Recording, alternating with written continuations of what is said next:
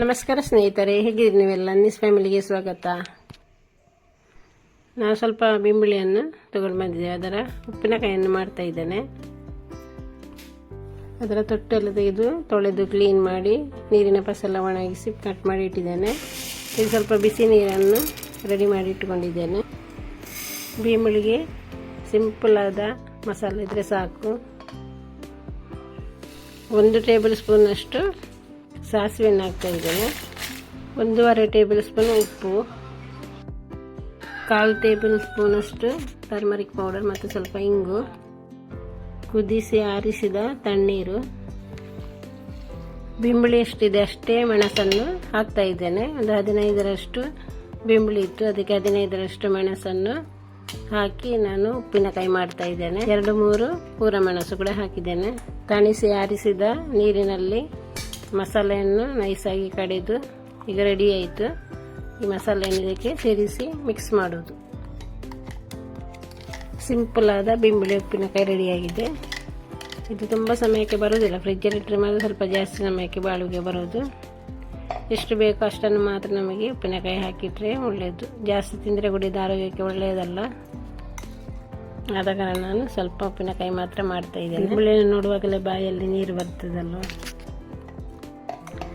ಬಿಂಬಿಳಿ ಉಪ್ಪಿನಕಾಯಿ ರೆಡಿಯಾಗಿದೆ.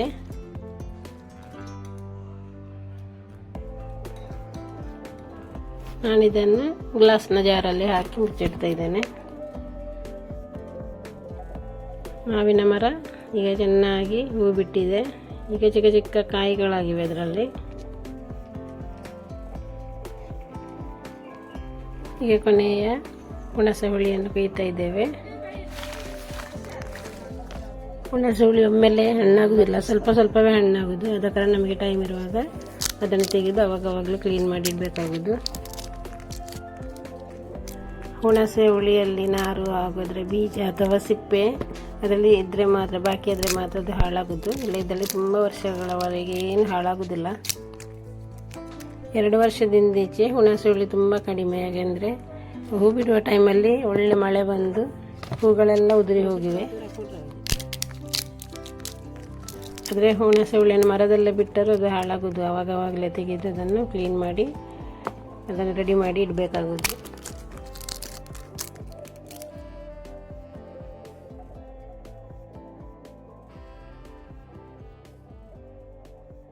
ಈಗ ಒಳ್ಳೆ ಬಿಸಿಲಿದ್ದ ಕಾರಣ 1-2 ದಿವಸ ಒಣಗಿದರೆ ಸಾಕು. ಅಂಗಳಕ್ಕೆ ಸಗಣಿ ಸಾರಿಸಿ ಹೊರಗೆ ಕೂತ್ಕೊಂಡು ಕ್ಲೀನ್ ಮಾಡಲಿಕ್ಕೆ ತುಂಬ ಖುಷಿಯಾಗೋದು. ಇದನ್ನು ಕತ್ತಲೆ ಆಗುವಾಗ ಹುಣಸೆ ಹುಳಿ ಕುಯ್ತಾ ಇದ್ದಾರೆ.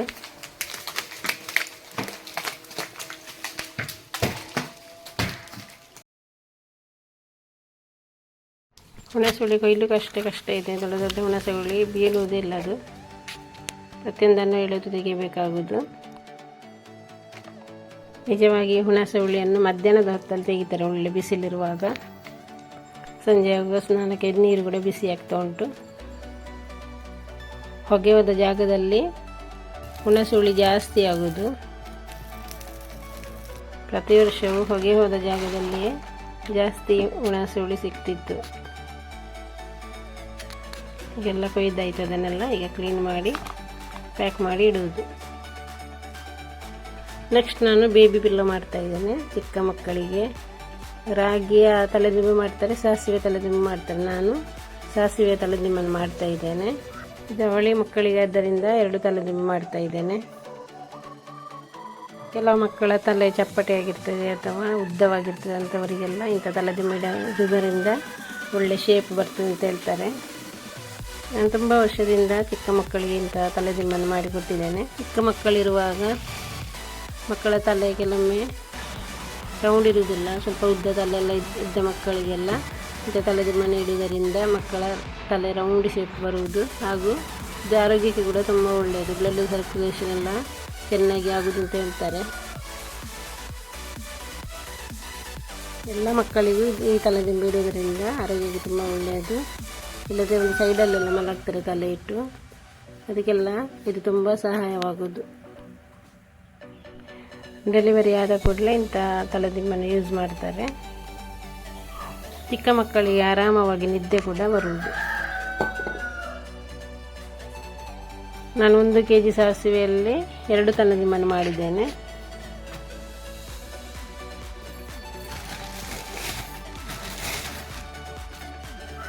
ಇದನ್ನು ಬೇರೆ ಪಿಲ್ಲೋ ಕವರ್ ಮಾಡಿದ ಥರವೇ ಇದನ್ನು ಹೊಲಿಯುವುದು.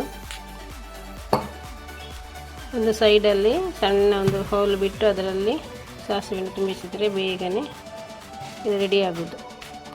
ಕೊನೆಗೆ ಅದರ ಸೈಡನ್ನು ಕೂಡ ಹೊಲಿದು ಬೇಕಾದಲ್ಲಿ ಕೈಯಲ್ಲಿ ಕೂಡ ಹೊಲಿಬೋದು. ನಂತರ ಒಂದು ಸಣ್ಣ ಕವರ್ 2 ಮಾಡಿ ಈಗ ರೆಡಿ ಆಯಿತು. ಚಿಕ್ಕ ಮಕ್ಕಳಿಗೆ ಚೆನ್ನಾಗಿ ಒಗೆದು ರೆಡಿ ಆದಂತಹ ಬಟ್ಟೆಯಲ್ಲೇ ತಲೆದಿಂಬನ್ನು ಮಾಡೋದು ಒಳ್ಳೆಯದು. ಹೊಸ ಬಟ್ಟೆಯಲ್ಲಿ ಡೈರೆಕ್ಟಾಗಿ ಮಾಡೋದು ಒಳ್ಳೆಯದಲ್ಲ. ಅದರಲ್ಲಿ ಸ್ಟಾರ್ಚ್ ಎಲ್ಲ ಇರ್ತದೆ, ಅದಕ್ಕೆ ಅಲರ್ಜಿ ಆಗ್ಬೋದು. ಯೂಸ್ ಮಾಡಿದಂತಹ ಬಟ್ಟೆಯಲ್ಲೇ ಮಾಡೋದು ಉತ್ತಮ. ಚಿಕ್ಕ ಬೂತಾಯಿನೆಲ್ಲ ತಂದರೆ ಅದನ್ನು ಕಟ್ ಮಾಡೋದ್ರಿಂದ ಎಲ್ಲರಿಗೂ ಸ್ವಲ್ಪ ಕಷ್ಟದ ಕೆಲಸ. ಅದು ಬೇಗನೆ ಕ್ಲೀನ್ ಆಗೋದಿಲ್ಲ. ಆದ್ದರಿಂದ ಅದು ಸುಲಭವಾಗಿ ಕಟ್ ಮಾಡುವ ರೀತಿಯನ್ನು ನಾನು ನಿಮ್ಮ ಮುಂದೆ ಶೇರ್ ಮಾಡ್ತಾ ಇದ್ದೇನೆ. ಮೀನನ್ನು ಡೈರೆಕ್ಟ್ ಈ ರೀತಿ ಕಟ್ ಮಾಡಿ ನಂತರ ಮಣ್ಣಿನ ಪಾತ್ರೆಯಲ್ಲಿ ಹಾಕಿ ಚೆನ್ನಾಗಿ ಇದನ್ನು ಉಜ್ಜಿದರೆ ಬೇಗನೆ ಅದು ಕ್ಲೀನ್ ಆಗೋದು.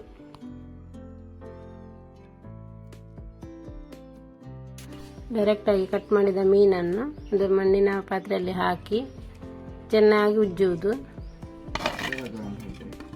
ಉಜ್ಜಿದ ನಂತರ ನೀರು ಹಾಕಿ ಅದನ್ನು ತೊಳೆಯುವುದು. 2-3 ಸಲ ಮೇಲಿಂದ ಮೇಲೆ ಇದೇ ರೀತಿ ಮಾಡಿದರೆ ಬೇಗನೆ ಅದರ ಪೊಡಸು ಅಂತ ಹೇಳ್ತಾರೆ ಅದೆಲ್ಲ ಹೋಗ್ತದೆ, ಬೇಗನೆ ಕ್ಲೀನ್ ಆಗೋದು.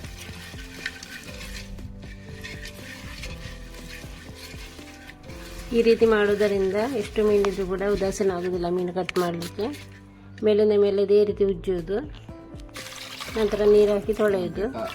ವಾಪಸ್ ಅದೇ ರೀತಿ ಪಾತ್ರೆ ಖಾಲಿ ಮಾಡಿ ಅದರಲ್ಲಿ ಮೀನನ್ನು ಹಾಕಿ ವಾಪಸ್ಸು ಉಜ್ಜುವುದು, ನಂತರ ತೊಳೆಯುವುದು. ಹಾಗೆ 2-3 ಸಲ ಮಾಡುವಾಗ ಅದನ್ನೆಲ್ಲ ಮೀನು ಕ್ಲೀನ್ ಆಗೋದು. ಅದರಲ್ಲಿ 1-2 ಬಾಕಿ ಆದರೆ ಅದನ್ನು ಕೈಯಲ್ಲಿ ತೊಳೆದು ಕ್ಲೀನ್ ಮಾಡಿದರೆ ಆಯಿತು.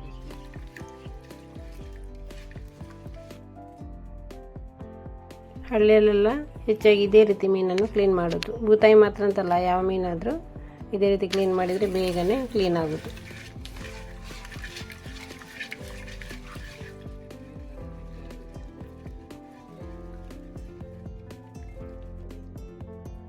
ನೀವು ನೋಡ್ತಾ ಇದ್ದೀರಲ್ವ, ಅಷ್ಟು ಬೇಗನೆ ಎಲ್ಲ ಕ್ಲೀನ್ ಆಯಿತು. ಕೊನೆಗೆ ಕೈಯಲ್ಲಿ ಸ್ವಲ್ಪ ಈ ರೀತಿ ಕ್ಲೀನ್ ಮಾಡಿದರೆ ಮೀನೆಲ್ಲ ಕ್ಲೀನ್ ಮಾಡಿ ರೆಡಿ ಆಯಿತು.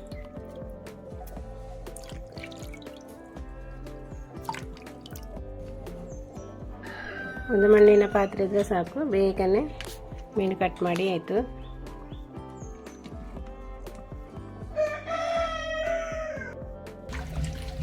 ನೈಸಾದ ಮಣ್ಣಿನ ಪಾತ್ರೆ ಇದ್ದರೂ ರಫಾದ ಮಣ್ಣಿನ ಪಾತ್ರೆ ಇದ್ದರೂ ಸರಿ, ಬೇಗನೆ ಅದರ ಪೊಡಸೆಲ್ಲ ಹೋಗ್ತದೆ. ಇದೇ ರೀತಿ ಎಲ್ಲ ಎದ್ದು ಬರುವುದು.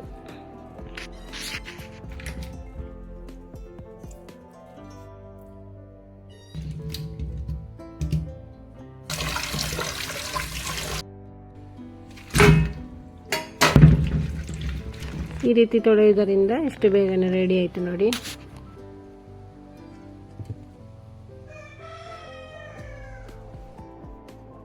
ಬೆಂಡೆಕಾಯಿಯ ತೊಟ್ಟನ್ನು ಕಟ್ ಮಾಡಿ ಇಡುವುದರಿಂದ ತುಂಬ ಸಮಯದವರೆಗೆ ಅದು ಫ್ರೆಶ್ ಆಗಿ ಉಳಿಯುವುದು, ಬೇಗನೆ ಬೆಳೆಯುವುದಿಲ್ಲ. ಹಾಗೆ ಬಿಟ್ಟಲ್ಲಿ ಮರುದಿವಸ ಅದು ಬೆಳೆಯುತ್ತದೆ. ಅದನ್ನು ಈ ರೀತಿ ಇಡುವುದರಿಂದ 4 ದಿನದ ನಂತರವೂ ಅದನ್ನು ಫ್ರೆಶ್ ಆಗಿ ಬಳಸಬಹುದು. ಸ್ವಲ್ಪ ಬಾಂಬೆ ನೆಲ್ಲಿಕಾಯಿ ಕೊಯ್ದು ತಂದಿದ್ದೇವೆ, ಅದನ್ನೀಗ ಸ್ವಲ್ಪ ಉಪ್ಪಲ್ಲಿ ಹಾಕಿಡ್ತಾ ಇದ್ದೇನೆ. ಸ್ವಲ್ಪ ಗಂಧರಿ ಮೆಣಸನ್ನು ಹಾಕಿ ಉಪ್ಪಲ್ಲಿ ಹಾಕಿಡುವುದರಿಂದ ಒಳ್ಳೆ ರುಚಿಯಾಗಿರ್ತದೆ ತಿನ್ನಲಿಕ್ಕೆ. ಅದು ಕೆಲವು ಜಜ್ಜಿಯೂ ಇದೆ, ಅದರಿಂದ ಒಳ್ಳೆಯದನ್ನು ಹೆಕ್ಕಿ ಉಪ್ಪಲ್ಲಿ ಹಾಕಿಟ್ಟಿದ್ದೇನೆ. ನಾಳೆ ಹೇಗಾಗ್ತದೆ ಅಂತೇಳಿ ನೋಡಬೇಕು.